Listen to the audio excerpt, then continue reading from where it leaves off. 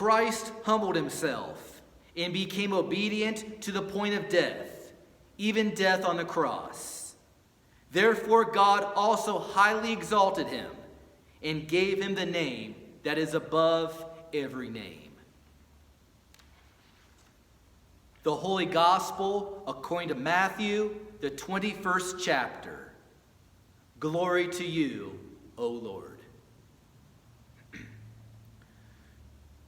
When they had come near Jerusalem and had reached Bethphage at the Mount of Olives, Jesus sent 2 disciples, saying to them, "Go into the village ahead of you, and immediately you will find a donkey tied and a colt with her. Untie them and bring them to me. If anyone says to you, 'Why are you doing this?' just say, 'The Lord needs them,' and he will send them immediately." This took place to fulfill what had been spoken through the prophet, saying, "Tell the daughter of Zion, look, your king is coming to you, humble and mounted on a donkey, and on a colt, the foal of a donkey." The disciples went and did as Jesus had directed them. They brought the donkey and the colt and put their cloaks on them, and he sat on them. A very large crowd spread their cloaks on the road, and others cut branches from the trees and spread them on the road. The crowds that went ahead of him and that followed were shouting, "Hosanna to the Son of David! Blessed is the one who comes in the name of the Lord! Hosanna in the highest heaven!" When he entered Jerusalem, the whole city was in turmoil, asking, "Who is this?" The crowds were saying, "This is the prophet Jesus from Nazareth in Galilee." The Gospel of the Lord. Praise to you, O Christ.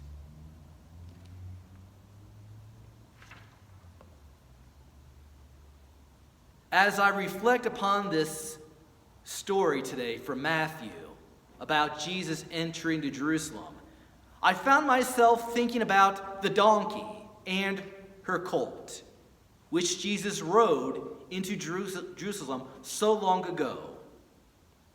Now let me first say that I never much thought about donkeys before. Maybe it's with all the time I have being isolated because of the pandemic. But this time, the donkey and colt caught my attention and my imagination. As I have sat with them this week, I have come to know some new things.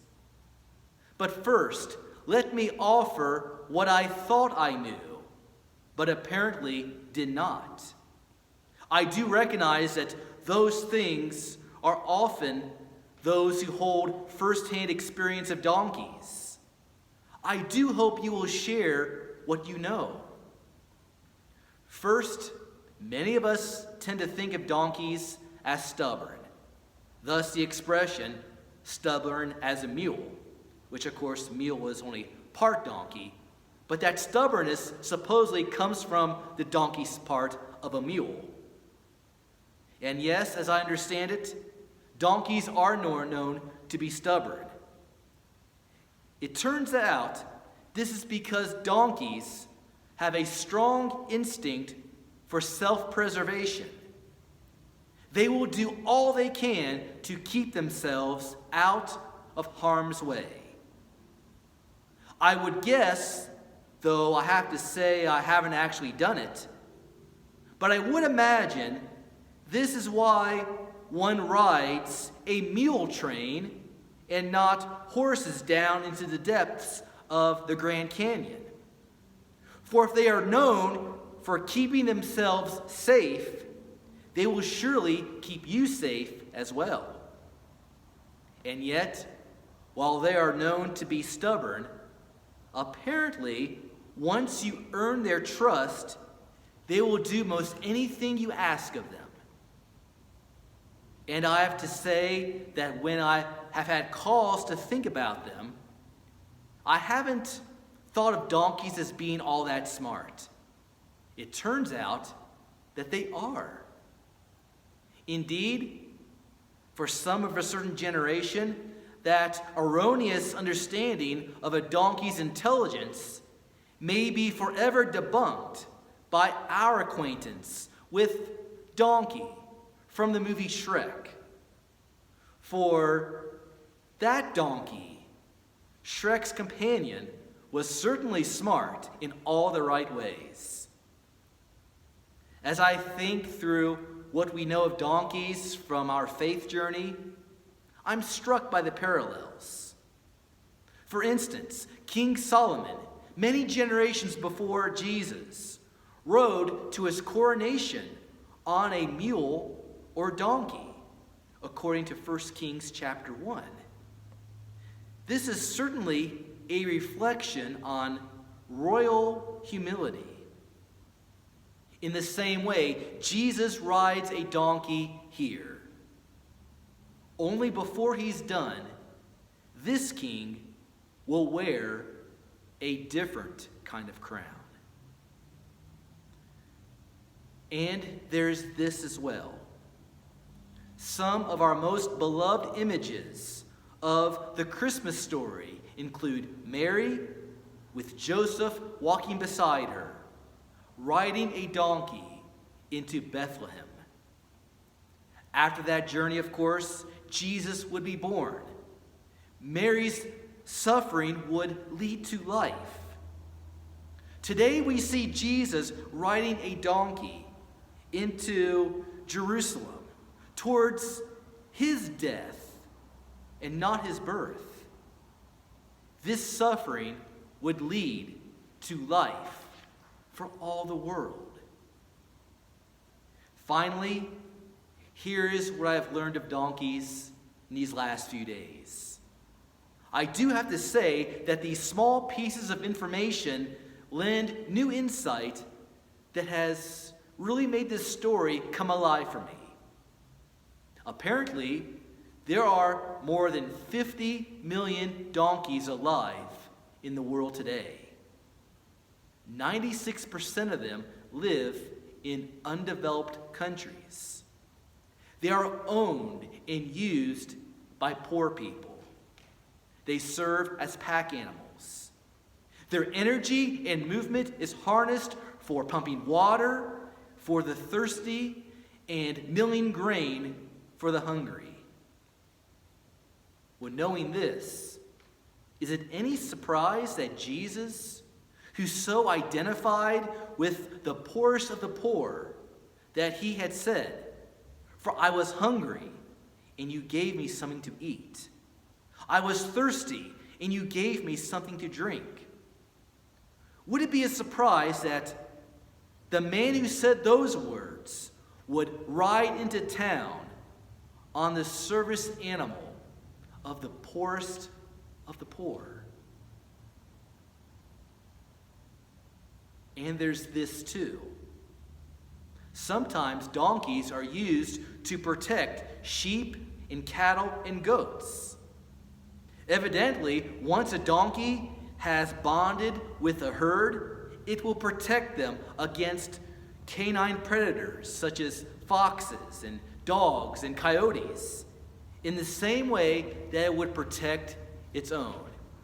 And it makes a lot of sense because as I commute from South Reno to Carson City, I drive on Interstate 580 through Washoe Valley.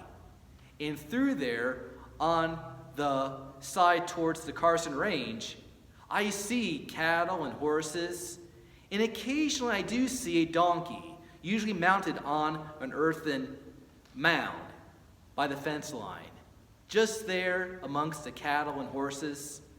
I used to wonder about that, but I guess now I understand why that rancher would have a donkey amongst his cattle and horses. At night when the donkey beds down, if it hears a strange sound, it will bray a warning to the herd, and then will chase, often trampling the predator. And again, I wonder how fitting it is that the one who said, "I am the good shepherd," should ride a donkey and her colt into Jerusalem. And this is the piece I expect I will never forget. Donkeys are herd animals. The strongest donkey will always be chosen as leader of the pack. In the wild, that lead donkey will stay to ward off an attack by a wolf or other predators in order to allow the rest of the herd to escape safely. Once again, I am the good shepherd. The good shepherd lays down his life for the sheep. Of course, Jesus would ride a donkey into Jerusalem. For we know that Jesus would have walked into the city that day, or for that matter, he had some connections with wealthy folks like Zacchaeus or Nicodemus. Certainly he could have found someone who wouldn't have lent him a horse. Rather, he sent his disciples to get a pair of donkeys, the pack animal of the poor, the protector of the vulnerable, the one willing to die so that others might live, as Jesus did.